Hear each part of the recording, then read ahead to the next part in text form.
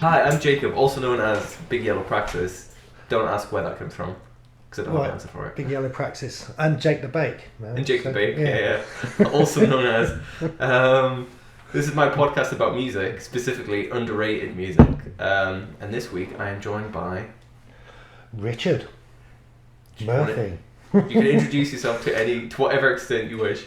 I'm an amateur baker, just like about 85% of the population right now during lockdown. Perfect introduction. Yeah, there we go. And this time we're talking about essentially left-wing music. Left-wing folk music. It's not entirely folk music, but it's very folksy. I don't know how we decided you would do this episode, because I had this playlist for a while. I think you just said you'd be willing to do it, and that's how it was decided, wasn't it? Well, I think, I don't know whether, I don't feel like there was any decision on my part. I think I was just told this is what I was doing, so I said... Not by me, by the way, by Katie, not by me. I don't have that kind of power. I don't think there was any discussion with me about what the subject would be or the theme. Right, yeah. But yeah, it's... it is what it is, isn't it? Yeah. So the playlist itself was quite long, and we're not going to go through all the songs. So we've whittled it down, and you said a few of the ones that you particularly want to talk about. And both of those are non-folk songs, actually. That is true. Yeah. That is true. But we'll start with two that I wanted to talk about, which are both by Dick Gaughan off his album Handful of Earth. I'm glad you told me it's Dick Gaughan, because it's kind of like you could easily pronounce his name Gaughan. Or Gaughan. Gaughan. I thought it might be Gaughan. I think I've said... I don't know. Sometimes I say Gaughan and sometimes I say Gaughan. I have literally no idea. Right. I just kind of pronounce it how I want to on a whim. Obviously, he's Irish, right? Is he? Scottish. Oh, Scottish, okay. He's Glaswegian. Because it's kind of Gaughan. It kind of sounds like an Irish name, doesn't it? I think it'll be Celtic, won't it? So, right, yeah. Or Gaelic, should I say. I'll pass it to you first. What did you think of the songs? Well, do you like folk music generally? Well, I'm kind of like folk music is something that I'm probably didn't. Well, it's always been there, but I'm more. It has always been there. That is correct. But I've always I've kind of become more interested in folk music the older I've got, really. But I'm still. It's like, because Katie's always listening to the Levelers. Oh God, is that folk music? Oh, I don't think so. Well, I don't know. I'll limit how much I say about the Levelers. But yeah, I kind of I'm still probably someone that's not that knowledgeable about folk music. Yeah, it's fair. What did you think about these songs then? Well, I enjoyed them. I can't remember can we have a little listen to the first one? Yes. The Workers song, because was it the Workers song? Yes. Yeah. Just to. Come, all of you workers, who toil night and day, by hand and by brain, to earn your pay, who for centuries long past, for no more than your bread. Yeah. It's. I think the thing is, when I listen to a lot of these songs, the folk songs, and this socialist thing, it's kind of It's kind of like I wonder are there Tories that listen to this music because it's got this kind of. There's bound to be. Yeah. There'll be some kind of like, we obviously hear this phrase around a lot now. There's cognitive dissonance, right? Yeah. There's got to be people that are listening to that and they kind of like they like the style of it and everything else, but the message kind of just somehow doesn't get. Yeah, I think that would be more true of like a folk band like I don't know, Fairport Convention maybe. Or they're not explicitly political most of the time. Or even Steel Eye Span, who are a bit more political. But I think there'll be a lot of folk that appeals to like people who are like very Middle England conservative. Yeah. And I don't think this is. I think that's probably not it. Is it? Dick Gaughan is way too political. He's like always quite political, and he's like. So this is the first point I would like to make, I guess, is because one of the other songs that he does on this album, which we'll discuss next, is also covered by Billy Bragg. But I think the Scottish accent is kind of cheating because it's just so much more convincingly socialist than like a Cockney. Yeah, like, I don't know if I'm being unfair, but like you hear it from like a right. Glaswegian guy, and it just. I think the thing is with the Cockney accent is you assume that they've always been there's this slight you know, because it's a major city, you feel like there's maybe they're used to taking crumbs off tables of rich people rather than through toil or something. They're kind of living on the fringes of, because they're basically living on the fringes of the big money centre. Yeah. But it's not just that. I think it's even just like empire. It's just even a purely aesthetic thing. Like the extreme version of an extreme version of the Cockney accent is the Essex accent, and I just don't like the accent. Whereas the Scottish, like Glaswegian accent, is cool. Like you can pretty much just sing anything, and it just sounds cool automatically. Yeah. And I think. So I don't know what my original point was. I don't know what I was in response to from what you said, but I think it was partly I was saying like I don't think there are many people who listen to this who are like missing the message, but I also just think it's kind of obvious with like a Glaswegian. I think I don't know where I'm like stereotyping to some extent, but I think the vibe is so strong that you'd have to be a bloody fool to miss it. Yeah. I mean, well, I missed the accent because I thought, well, is he Irish? You know. But you were like I suppose in the singing voice that kind of the accent can. But I think similar. The thing about like I guess folk music, it's like inherently more provincial, isn't it? Like there's more of an attempt to kind of have provincial accents, like non-received pronunciation or whatever. Yeah. And I think there's like the authenticity of it is probably usually seen as it's probably seen as more authentic. To not just have like I think a Cockney accent or Southern accent is seen as quite mainstream. It's quite normal, and I don't know what I'm trying to say. I think with a Cockney accent nowadays, I think about people like wearing funny coats on the trading floor or something. Yeah. So, God. I mean, it sounds like I've got something against Cockneys, you know. I mean, I do. I want to make like. It's they're either gangsters or traders. Is that? Yeah. I think more and more now it's like the Essex. Especially like post. I mean, like I was born post 80s, but post 80s, I feel like from Essex, louder money. Well, exactly, like the whole bricklayer, plasterer or whatever. They're kind of I don't know. Yeah, there's always I think you just don't think about Cockney accents and poverty, and I think like so much of it now is associated in my mind with like Brexit, because like a lot of the Essex, East London, and every time I see like a Channel 4 special about like politics in like the old East End or whatever, it's always like they're always like Brexiteers. They're always quite like not conservative in the old-fashioned sense, but they're always quite like reactionary. Not always. I don't want to tar because Billy Bragg is clearly a left-wing folk singer, but I think for me that accent has taken on that kind of that vibe. I don't know why. So to me. And I think because Glasgow in Scotland has always been kind of like some of the most socialist areas in the UK as a whole, that this is a very long way to get back around to the point, which is that it's a lot cooler that he's Scottish. And this isn't even the song that Billy Bragg also covers.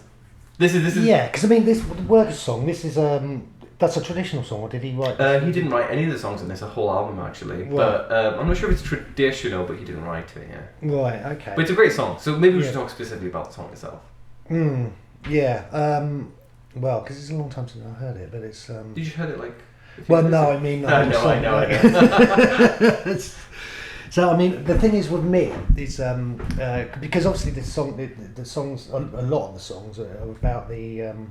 I mean, we'll get on to the random Newman one, for instance, but I'm, my MO with music is I'm very much a melody and instrumentation person, and it takes a lot for me to pay attention to lyrics. I mean, obviously, songs like his, it's all about the message. Well, it's all about the I don't think so. Well, because it's just, but it's stripped down to guitar. And But I think I think it's a good point, because actually I'm not really into like, I mean, I'm quite left wing, obviously, and I like music. But I don't like these songs really for the message. I'm not really someone who thinks it's really important to make a political message with a song. I think that's kind of bullshit. Yeah. I just think these are really good songs anyway. And like they are stripped down, like the Dick Gaughan songs that are on here. But I still think they're really strong melodically. And he has a great voice. And he could just be making noises, like just like humming the melody. Yeah, I think it would be very cool. He's a great guitarist. I mean, I don't know anything about him. I mean, how old is he? How long has he been? How old is he now? He's probably he'll be in his 60s or maybe 70 by now. Yeah. I don't think I've ever heard of him. He's not massive. He's not huge, but he does some great songs. Like the next one, which is "The World Turned Upside Down," which is covered by Billy Bragg. Should we listen to that briefly? Yeah, let's give that a go. 1649 to St. George's Hill. A ragged band they called the Diggers came to show the people's will. They defied the landlords, they defied the laws. They were the dispossessed, reclaiming what was theirs.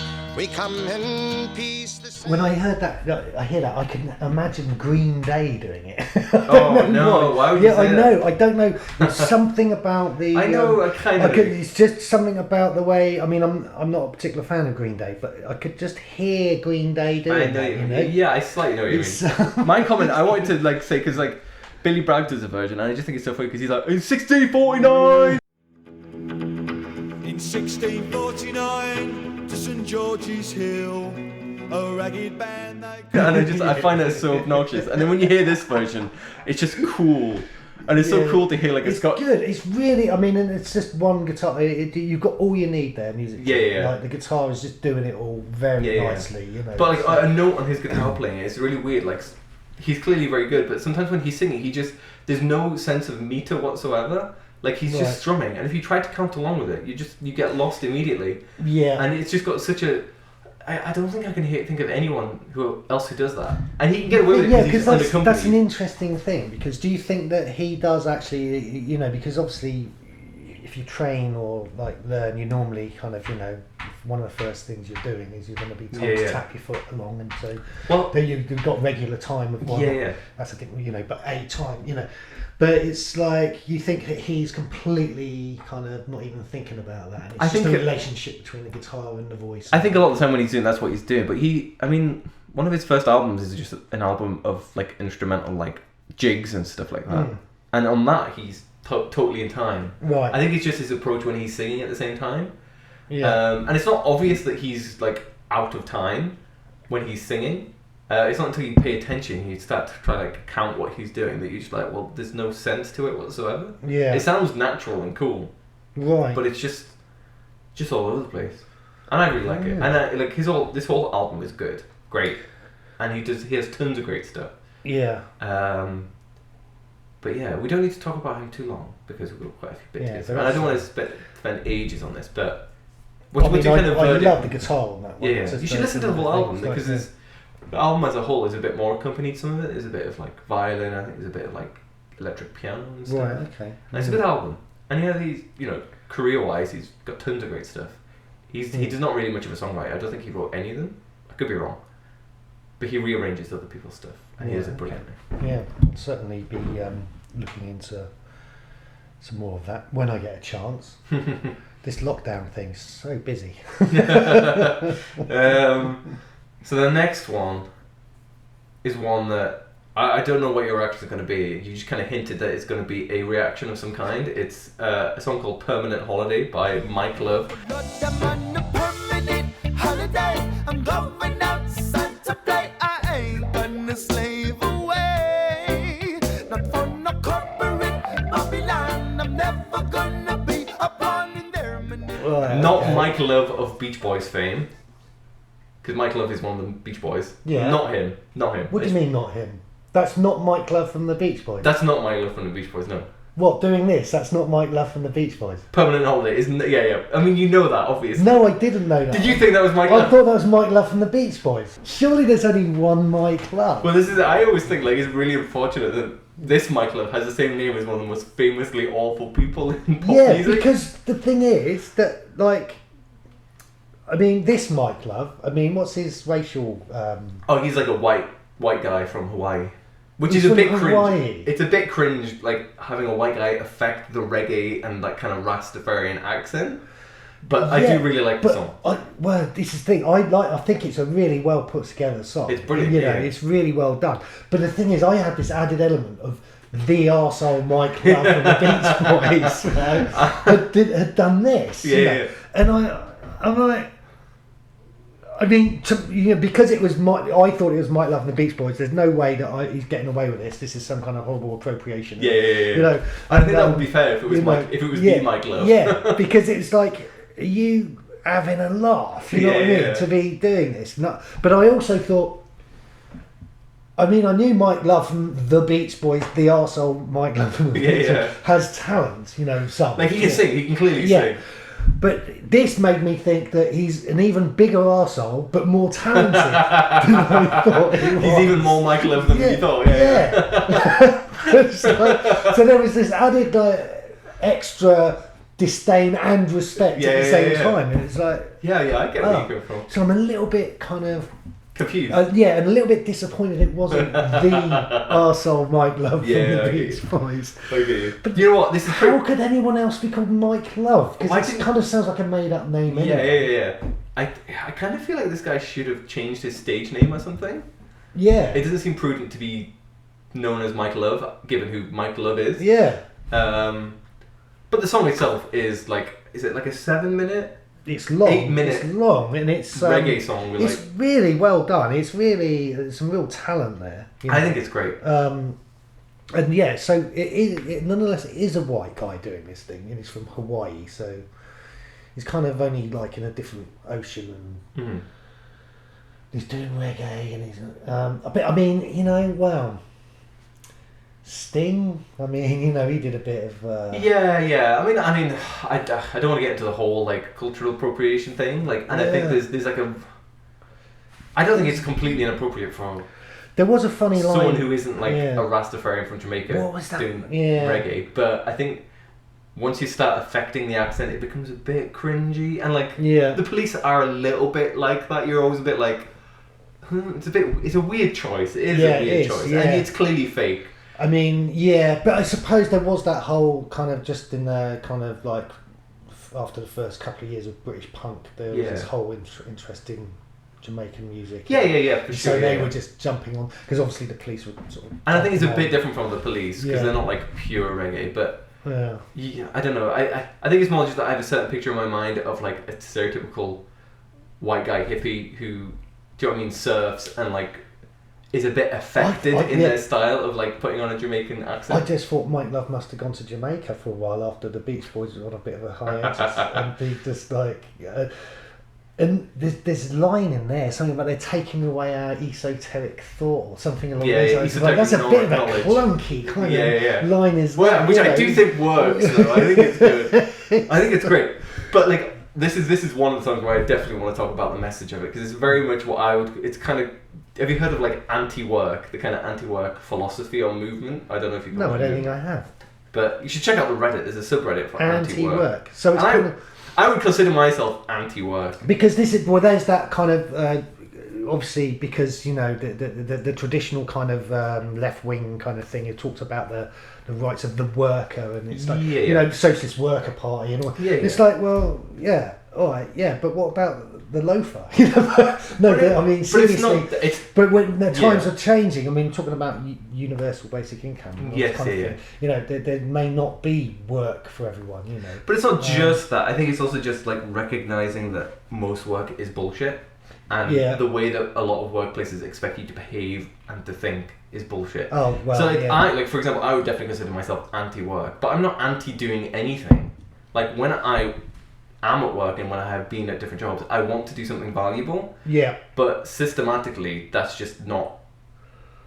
There aren't many workplaces that actually allow or encourage genuine productive work. For the most part, you're actually engaging in complete bullshit. So there are different versions of anti-work. Some people are anti-work and they are literally just loafers. And I think other people, and I think Mike Love, to be fair, is more like this. It's more just recognizing that so much of what is called work and is part of the rat race or the corporate life, whatever we want to call it, is actually, it's about recognizing that is bullshit. Yeah. And that's not actually a productive way to help people, which is really what work should be about. Productivity's the key here, isn't it? Because, you know, obviously in the States they work longer hours than they do here, and we work longer hours than a lot of places in Europe. But it's not necessarily they're not more productive. And I don't they just sit around kind of like, but I'm not even talking necessarily about productive in this like the strict GDP sense. But in like most of the jobs I've ever had, you sit there thinking like, does this actually help anyone? Is this improving anyone's life?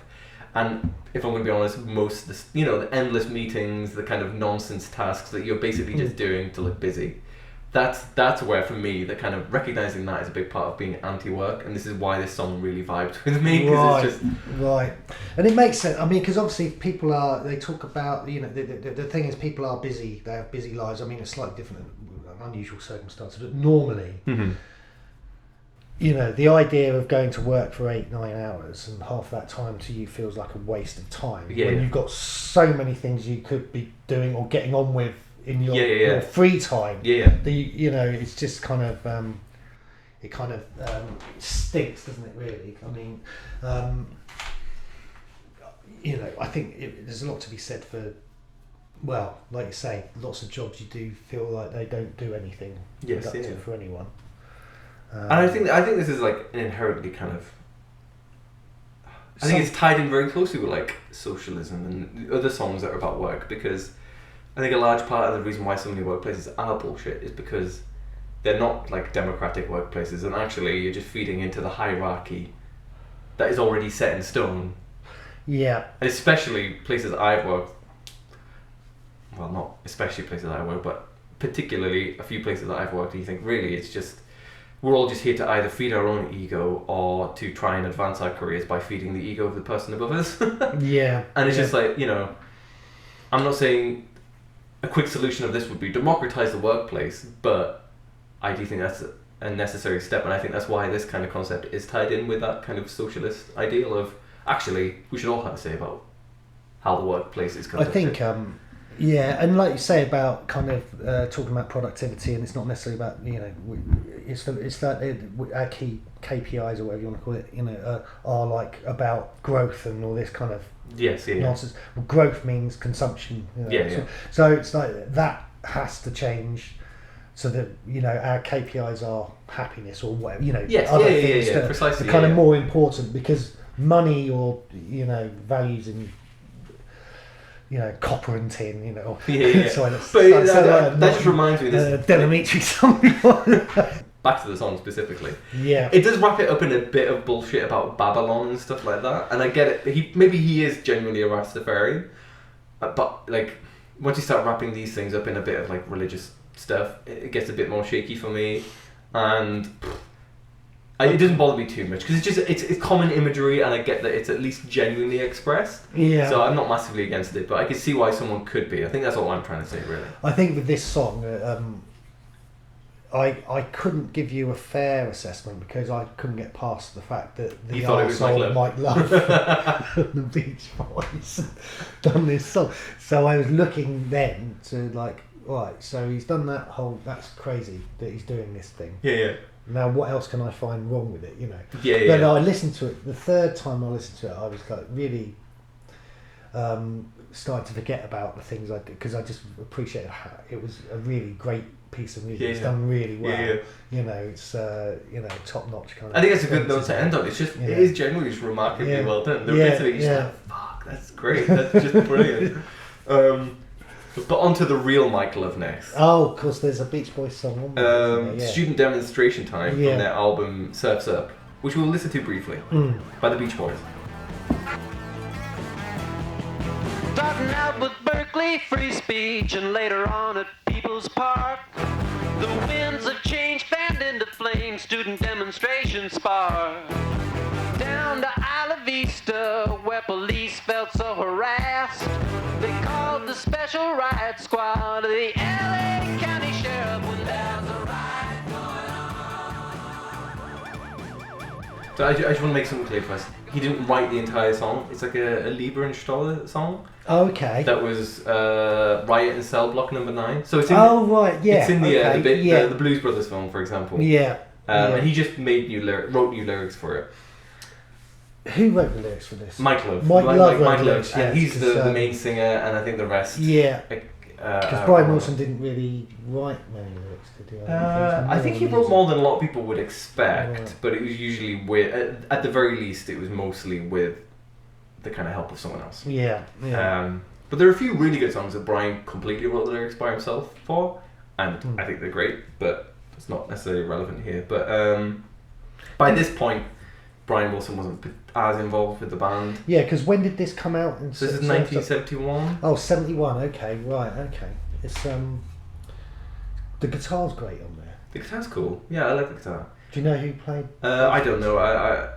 I'm not sure if it's anyone particularly famous. It's probably just a bit of a session musician. Good session kind of. Yeah. This song, I'll also say, gets a lot of hate from like Beach Boys fans, because it's just seen as Mike Love being obnoxious and using a stupid cover, having a stupid cover on an otherwise. I mean, I guess the album as a whole has mixed reception. I like the album. A lot of people do. I've never listened to that album. This is seen as a weak spot on the album.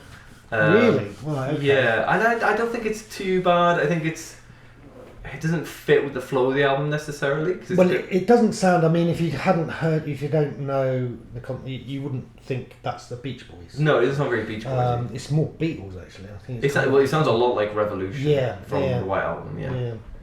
But it's, to me now, it sounds it just sounds really good. I think it sounds fine. Yeah. I think some of the lyrics are a little bit like cringy because like Mike Love himself was quite. I mean, like he's a fan of Donald Trump these days, and I think he's always been a bit quite conservative. I mean, I haven't heard about from there's lots of things I've heard over the years, and Mike Love to me, I haven't heard much. Apart from they were going to do a charity. That was this year, wasn't it? This year, and then he said, "Where's the money?" kind of thing. And no. So this year there's a charity. They were going to do a charity. Mike Love and Bruce Johnson from the Beach Boys, who now have the name the Beach Boys, were going to do a performance at like a safari event, which I think Donald Trump's son was going to be attending, and Brian Wilson and Al Jardine being another Beach Boy, they were just like, we completely disavow this, we completely disagree. But Mike Love is into Trump these days. I think Bruce Johnson is as well, and he's always been a bit more of a conservative member. Yeah. I think some of the lyrics of this song, like, I think it's really clear that it's just it sounds like quite a conservative boomer. I guess he was only he was maybe 30 at the time, trying to write a song that was staying relevant. Because at the time you had like For What It's Worth by Buffalo Springfield, which is a few years earlier. Ohio by Crosby, Stills, Nash and Young. And I think this is like the Beach Boys were trying to stay relevant at this point. They were commercially pretty much dead in the water. Yeah. And I think sometimes when they did it at this time, they were trying to stay relevant by having a few like ecological songs, and I think they were successful. And I think a lot of people consider this more of a failure. And I think some of the lyrics are a little bit cringy, and I don't think he really gets the whole like civil rights movement and civil disobedience stuff that was going on at the time. I think he's just a bit clueless. But I mean, the song itself, I don't think it's that bad. Yeah, because I mean, there's a right go. It kind of sounds like, sort of observational. It's not really taking a stance. Exactly. He doesn't seem to really get it. I think, but I think as a song, it's a lot better than a lot of people say. It's the Beach Boys, so it's gonna be pretty well put together at the end of the day. It's certainly it sounds good, and I think there's enough. His voice generally sounds like it's through like a speakerphone, and it worked well, and the siren song sounds work fine throughout it as well. It's well put together, and the songwriting itself in the first place works because it was a decent song in the first place anyway, like melodically. But I think it's fair to say, like, if you had heard the rest of the album, you'd probably be a bit like, oh, it's a weird choice. I should really, because I'm one of probably so many people that have probably just listened to Pet Sounds, and then when Smile got put together, and just the things that were kind of you must listen to this, and I'm kind of one of those. So I've never really kind of really looked any deeper into the Beach Boys. The thing is, the Beach Boys is one of those. I mean, when I was about 17 or 18, say, I kind of was quite dismissive of the Beach Boys. Yeah, I mean, we've all been there. Because you just think it's this kind of like, surf music, and it's just a bit kind of simple, and I was a bit pompous. And then obviously, it became very clear that everyone thought that, say, Pet Sounds was a masterpiece and so on. But it's I think now, it's time to actually delve back into the stuff that was maybe I was dismissive of, that's actually a lot better than I gave it credit for earlier. But I mean, to be fair, I think when I first maybe my mum and my sister had like a Beach Boys Greatest Hits CD, and I just listened to that and I didn't think anything more of it, because they had a few they had a greatest hits. Everyone has a greatest hits, and nothing on there necessarily made it clear to me that I should listen beyond that. And then when I was maybe more like 18, 19, Pet Sounds, I listened to that and was like, oh yeah, this is really good. And it probably took me another few years beyond that to realise that there's a whole fucking catalogue of stuff that maybe isn't perfectly this album and this album and this album in the way there is like for the Beatles, for example. Yeah, I mean it's pretty easy for a lot of bands post, say, I mean the early 60s is full of albums by different bands that are a little bit messy, you know. Yes, Rolling Stones is a lot of albums with lots of covers on it. And, so there's only really 2 songs left. Oh right, okay. So The World Isn't Fair by Randy Newman. Right, okay. Should we listen to it very briefly? Yeah, a little bit, yeah, let's do it.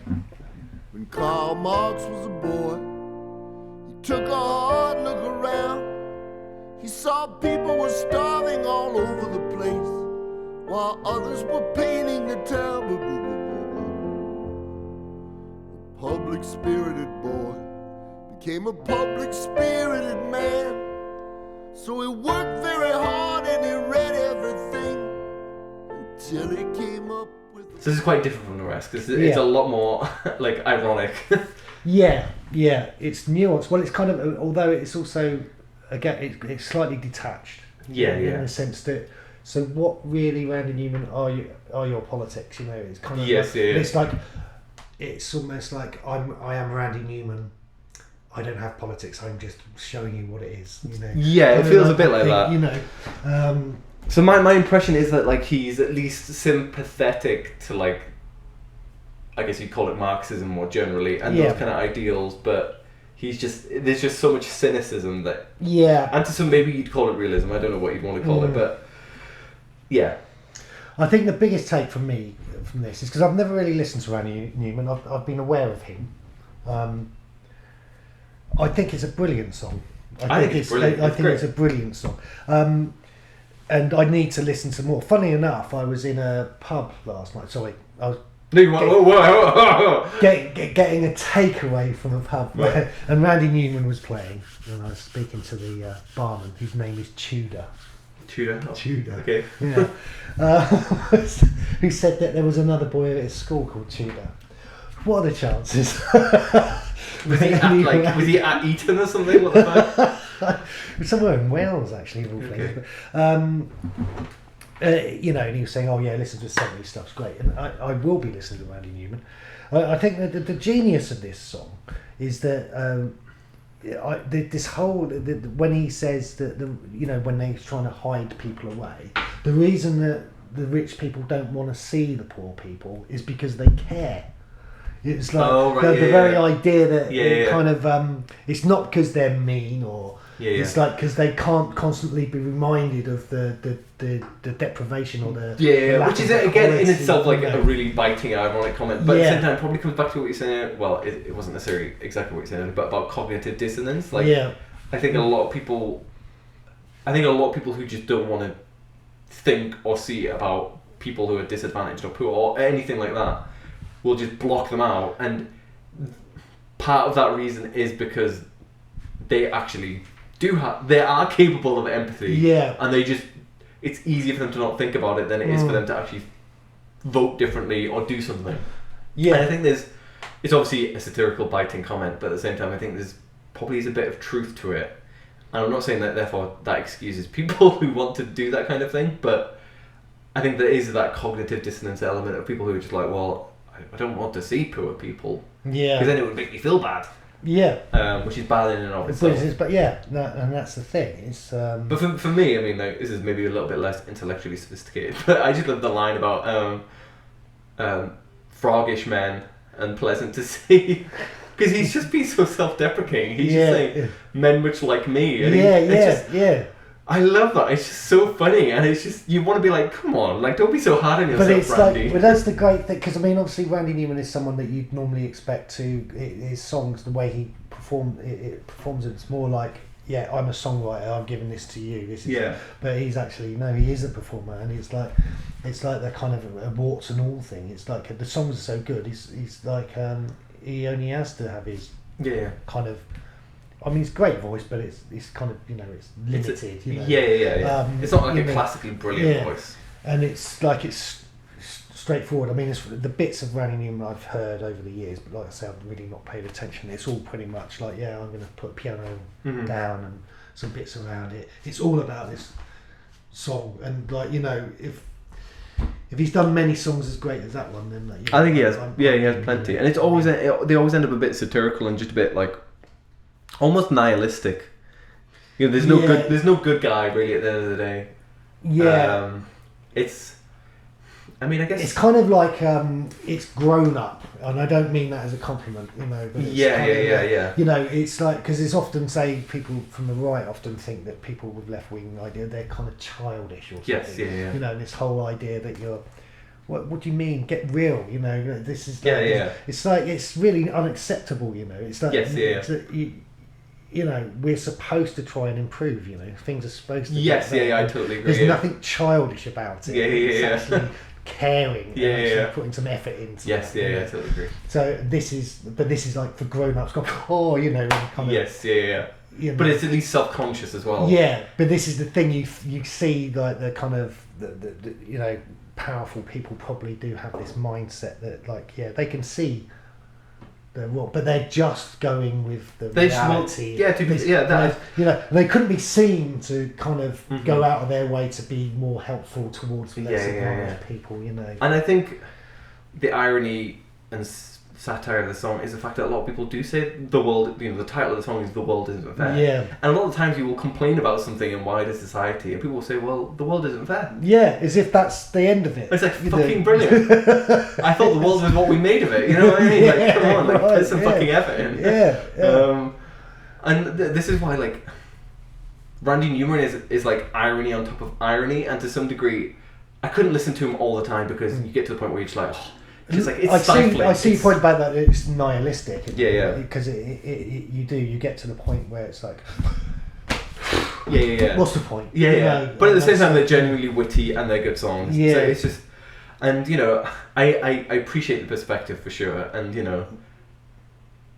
I do like it. I really like the song, and he has tons of good songs. Yeah, I'd hate to think that he actually contributes to people going, oh, fuck it. I don't think it is. He may. I think he's echoing that line in an ironic way, but I don't think many songs don't tend to change people that often. Not as much as we'd like to think. No. Well, to be fair, I always say this to people, like, I put this playlist together. It's about like left-wing socialist, largely folk songs, but. Not only do I think folk like songs and art generally doesn't tend to change people's mind very much, I also think it shouldn't. Because if you can have your mind changed by, leftwards by listening to a socialist song, then there's no reason why you couldn't have your mind just as easily changed rightwards by a fascist song.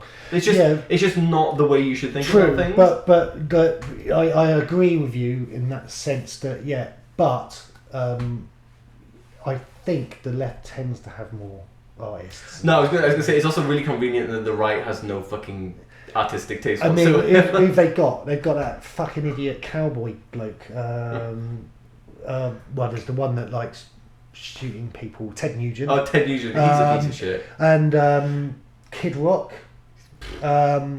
Is that it? Is that all of them? Mike Love, I guess. Mike Love, yeah. The worst Beach Boy. They've got Wagner. I guess he was anti-Semitic and pretty awful. It's a bit different because 100 years ago, or more than 100 years ago. Then we'll end up going down this whole kind of like the past is a foreign country. And, do we excuse it? It's like. But I think it's just more guilty of being liked by Nazis later on, I should imagine, really. But But I think the point generally stands that for the most part. Right wing, and especially Wagner is great though, actually. But for the most part, most good music is made by more progressive people. Yeah, so I suppose really we should be hoping that songs are more powerful than they really are. Yeah, maybe. Let's not get into that right now. No. Yeah, maybe. Right. So we've only got really one song left, but it's done by a few different people. It's done by 4 people. So the song is Tom Paine's Bones. And we've got a version here by Dick Gaughan, who we listened to earlier. A band called Horo, I think I'm pronouncing that right, but they're from like the Outer Hebrides. I'm not sure exactly where. A band called The Trials of Cato, and a version by Petrie. Right. Now I kind of chose them somewhat randomly because this song has been covered quite a lot.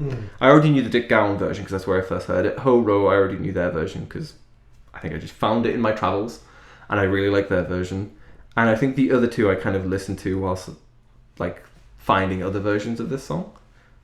Do you want to listen to all of them, or do you just... I could do with a reminder of I know what the Dick Gaughan one's going to sound like, so...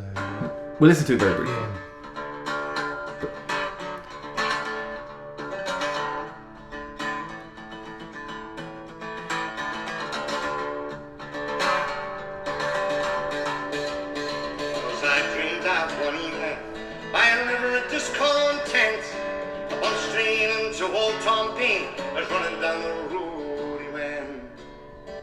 So that was a Dick Gaughan version of Tom Paine's Bones, and then the Ho Row version. I bumped straight into old Tom Paine, strolling down the road he went.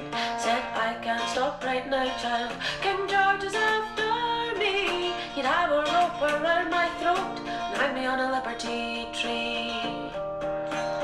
And I will dance to Tom Paine's Bones, dance to Tom Paine's Bones, I'll dance in the old. So that was Ho Row, and then this one is The Trials of Cato, which is a very cool name for a band. A rope around my throat and hang me on the liberty tree. But I will dance to Tom Paine's Bones. I'll dance to Tom Paine's Bones. Dance in the oldest boots I own to the rhythm of Tom Paine's Bones. I will dance to Tom Paine's Bones. I'll dance to Tom Paine's Bones. And then Grace Petrie, who I know nothing about. I just found it on Spotify. Down one evening, by a river of discontent, I bumped straight into old Tom Paine as running down the road he went. Now, firstly, Tom Paine. Do you know Tom Paine? Who Tom Paine? No, I don't actually. King George, is this George the First or? I don't think it would be the first. I don't actually know, but it was around the who was King George the whatever around the American Revolution. No, it was George the Third. Was that the third? I think. Mad King George. I think that was. Yeah. That period, wasn't it? Yes, I think so. Hmm. Let's pretend we know. Yeah. I mean, I should know because I would say like I'm not someone who's usually like, oh, my hero is, but the closest thing I have to like a hero is Thomas Paine, who is just absolute lad. It's like, you say, do you know Tom Paine? And I'm like, no. But now you say Thomas Paine, it's like, well, yeah. I guess he's known by both. Yeah. But it probably just. I didn't even make the connection. Yeah. So Thomas Paine, he's not. Well, some people would consider him one of the American founding fathers. I wouldn't quite. I'm not sure. He's kind of a peripheral founding father because he wasn't a politician himself, but he was like a propagandist. He was a pamphleteer. He was a civil servant as well. I think he made corsets originally as well because he was born in Norfolk. So he's an Englishman by birth. Renaissance man, corsets and... yeah. But he's one of the few people of that period and in that kind of wider circle of kind of American founding fathers and peripheral founding fathers who you would probably say was progressive enough to almost be a modern human being by like our standards. He was famously abolitionist. Like he thought, it was the height of hypocrisy to, be pro-American revolution and fight for the rights of people and, taxation, representation. Sorry, no taxation without representation. Yeah. Those kind of causes without also being against slavery completely. He had a miserable life though, like he was constantly, he didn't necessarily make what you would call politically smart decisions, like he was a gobshite who just had no filter, and if he thought you were wrong, he just said it, and he'd publish all this stuff in anything that would publish him, which by the end of his life was pretty much no one. Accused of libel against the crown, against, the church constantly, that's why he had to move away from Britain to America. He wrote a bunch of pamphlets, Common Sense, which was, one of the biggest selling pieces of literature in American history. That was a large part of getting the wider American population behind the American Revolution. Right. He was a civil servant in Paris. He was locked up for a bit by during the terror, essentially. He wrote The Rights of Man. I'm too drunk now to remember everything he did. He did shit tons, but he was just, and he had a terrible kind of last few decades of his life, abandoned by all his friends. He was also a bit an irascible, argumentative, and probably generally socially speaking, unpleasant person. Yeah. And his funeral was attended by like a few Quakers and a few free slaves, because he was pretty much forgotten at that point. And I mean, even like maybe half a century after his death, someone like Abraham Lincoln, who was a huge fan of his writings, couldn't be seen publicly admitting to it, because it was just you were not allowed to say that you were a fan of Thomas Paine, because he was a heretic, he was a slanderer, a liar, he was everything that you could ever imagine was hurled at him, because he spoke against everyone. Jefferson, Washington, he thought Washington was a tin pot dictator. Yeah. And to me, he's just such a hero, because he was right on so many causes that that no one else at the time really had the courage to stand up and speak about. Not only was he right, but he just refused to back down. Under threat of life or imprisonment, like, he would not back down. I just think the kind of moral courage that takes is insane. It's the kind of person I wish I could be, but I'm too weak. Do you know what I mean? Like, he was locked up by the French. He died in poverty. He had a miserable life. He never saw any real success beyond a few years, at the height of the American Revolutionary War, where he was more highly considered. And I think, to be fair, someone like Jefferson did back him a bit more, but Thomas Paine was sometimes his own worst enemy, that he would just... It's a good way of like people like him. It's kind of often your measure of history is the greater people that you kind of got statues of, Jefferson, so on and so forth. But it's if you think he would have been someone that had these opinions, like the thing of slavery, because a lot of people, like this whole thing of Colston recently, you hear people say, some people say, but there's no history, blah blah blah blah. It's like, as if that everyone thought slavery was okay then. There were always lots of people that hated slavery, for instance. Thomas Paine, obviously, was someone that spoke out about it. Yeah. And if it wasn't for people like him, we wouldn't have a sense, really, of what was actually thought at the time. Yeah, well, I guess so. Amongst, the white people, because they were unsurprisingly always African Americans who were very strongly against slavery. Yeah, right. And it's one of those things people always say, like, people didn't know any better at the time. It's like, but a lot of the slaves kind of did know better. It's just really obvious, and you're just like, what the hell? And actually, Thomas Jefferson, as one example, himself knew that it was wrong and continued to own slaves. Yeah. You get to a point, it's like, well, what else do I say? What else can I possibly say? But the thing is as well, though, it's interesting you said that, like, well, Jefferson knew it was wrong, but continued. It's like, because I eat meat, I mean, I've just tried to think, because in every age, there's, something's going to progress, and sometimes in the future we're going to go, that's what they, and I think probably eating meat is going to be that thing, I do think so. I think there'll be there's so many things around, like, general consumption and things that like lead to environmental degradation that we'll look back and be like, really, we did that? And to some degree it is like the privilege of future generations to be able to look back with 20/20 vision, but there are some things we just know. Yeah. And I mean, eating meat is not an ethical sin on the level of slavery, I don't think, but I do think you're right to point out that it is one of those things that, like, Karen and I eat a lot less meat than we did previously, and it very rarely happens, but at the same time, when it does happen, I can't pretend it's for any other reason than me just wanting to do it, in spite of what I know we should or should not do. And it is a bit pathetic saying that, because you're essentially admitting to knowingly doing something wrong. I don't know what else to say other than... I mean, I think, like you say, I don't think it's on the equivalence of slavery, but it clearly isn't. I mean, it's not good.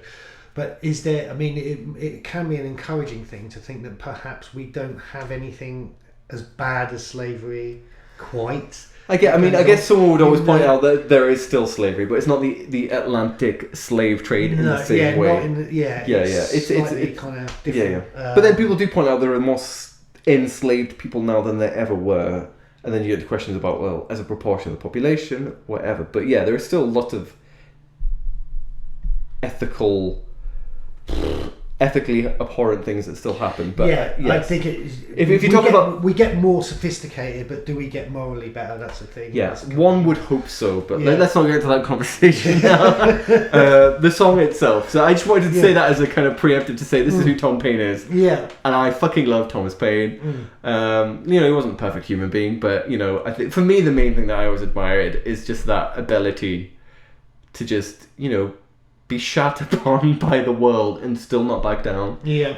And that's why this song was written, I guess, and that's why there is a lot of admiration for him still. And one final note before we get onto the song specifically is that there's like a Thomas Paine Society who I don't necessarily know the political inclination of them. I think they actually do a decent job of kind of promoting who he was and stuff like that.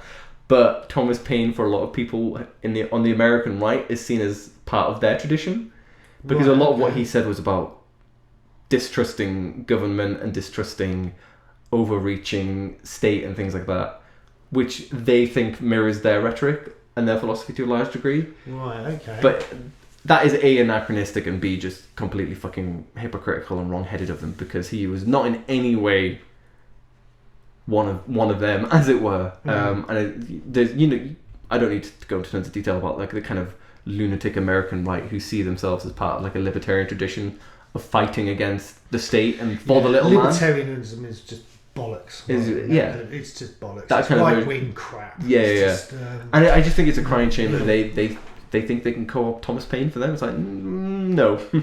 But that's enough of the historical context. The song itself. Yeah. So how old is this song? I mean, it is like 20th century. It's not like a traditional song. Right. Okay. Do you know who wrote it? I can't remember the name of the person. Dick Gaughan was one of the first covers of it.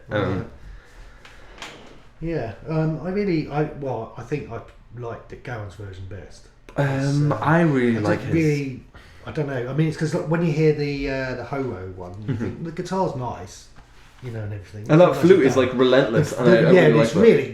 The flute is really well played and everything. But there's more edge to Dick Gaughan's guitar. Yeah, he's a lot grittier. He's got this kind of, it's real, an original kind of style. And I think that goes back to like just that his accent and his thing is very like authentic and gritty and real. Yeah. And it's very hard to reproduce that. And to be fair, Ho-Ro is another one of my favourite versions. Good. I mean, she's got a very strong accent. It's very clear. Yeah. But it's more Hebridean, and it's less like, again, like, maybe it's bullshit to think in terms of like authenticity in this regard, but like the Glaswegian accent just sounds a lot more appropriate to it, whereas that kind of Hebridean accent is a bit softer, and it's less badass, I guess. It's a bit less badass. Yeah. I still like it. Still, I couldn't necessarily say which one I prefer. The only one that is a little bit less good for me is the one by the Trials of Cato. I think his voice doesn't pull it off as well. I don't know. I think it's quite good. I mean, I quite like that. There's actually quite expansive bass sound in the Trials of Cato. Yeah, that's true. Yeah. Which is kind of nice. It makes it quite contemporary. Yeah, it's a lot more contemporary. But I don't know. I think I probably prefer. That was probably my third favourite. I think the last one's a little bit too straight down the line. Yeah, weirdly, I prefer that one to the Trials of Cato, which I wouldn't usually. It's a lot more like punk. Yeah, which I wouldn't usually prefer, but I think it works for this personally. But yeah, I mean, it's a fundamentally good song. Yeah. I mean, they're very different versions. They are, aren't they? Yeah. So, but yeah, it's a great song, and. Definitely Thomas Paine is something I should read a biography of him, I suppose would be it. There are tons. I think even Mark Steele. He's done that. I'm sure he has like a video on YouTube about Thomas Paine. Right. Okay. So yeah. That's easier than reading a book. It is, and it's to be fair, it's just as good. I mean, I've read tons about him, but at the end of the day, you get to the point where you're just reading the same thing over and over again. It's like, this is who he is. This is what he did, and like. he was a difficult person, but he was right in so many ways, and I think people need to remember. I kind of like difficult people that just... Oh, yeah. I mean, people, like evil people that speak gently, they just don't... doesn't rub with me. It's so funny. I need to tell you this. I used to work with someone, and she was talking to me about...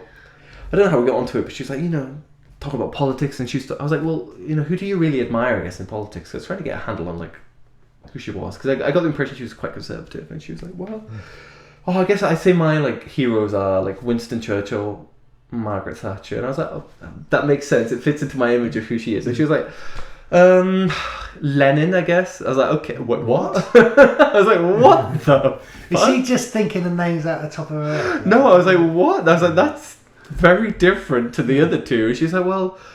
And then we talked about it a bit. She's like, basically, she just respects people who get shit done. And I was like, irrespective of whether it's really bad stuff or good stuff. So I was like, because it's just a weird combination anyway. And I was like, she was like, well, what about you? I was like, well, Thomas Paine is one of the few people who I'd say, like, I have always like admired him since I first read about him as a teenager. She said, well, who's he? What did he do? And I told her a bit. And she's like, oh, so he just like died destitute and poor. Yeah.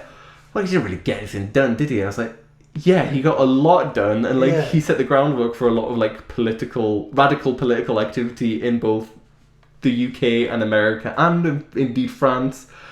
And she's like, yeah, but he didn't really get much done if he died poor and destitute. It's like, you're not getting the point. Like, he definitely did. Yeah, not for himself in material sense. Yes, yeah. Like, we were just talking at cross purposes, and it became very clear that she just had a very wrong-headed way of thinking about these things. Like, really unusual. I found it very unusual.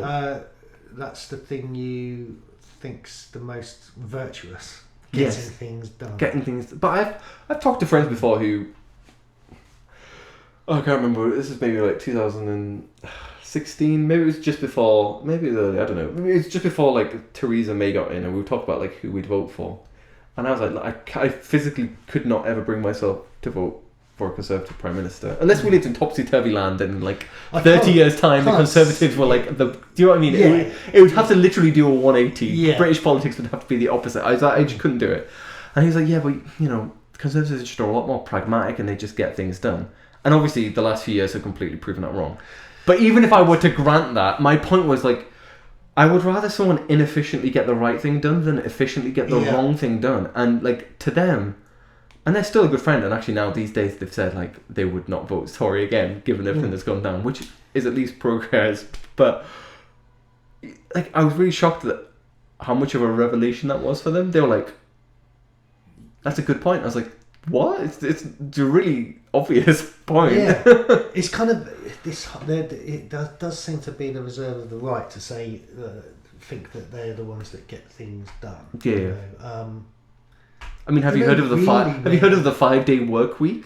You know what I mean? Have you heard of like child labour laws? Yeah, that's not the NHS. Yeah. It's just I don't know. But like, anyway, back to the music. Yeah, a bunch of good songs. That's all the songs now. Actually. Yeah. Oh yeah. Yes, yeah. But well, no, I can't remember what other songs I put on there that we didn't talk about because I've deleted them now. There was a Steel Ice Band. Yeah, that was the Black Leg Minor. Yeah. About a scab.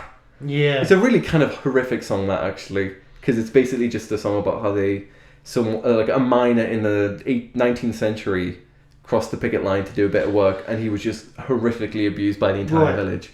And it's one of those songs where you're just like, whoa, okay. Yeah, because it's a really tricky situation, isn't it, then? Because, I mean, obviously nowadays when there was, strikes, the union would at least keep people from starving. Right, yeah. But then I imagine that you just basically had no real support. Or not as much. Yeah. I mean, that song's always been controversial because it is, like, out and out aggressive. And, like, just, it's a song about, like, doing violence upon someone for breaking a picket line. Yeah. And it was written in like the northeast of England, and it would have been written in a very poor community.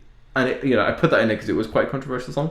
And on the other hand, we had Part of the Union by the Strawbs. Oh yeah. Which I'm gonna be honest, when I first heard it years ago, I assumed it was like ironic and actually joking about unions because it sounds so Yeah, almost like the idea. Listen to him. He's just basically like a no good.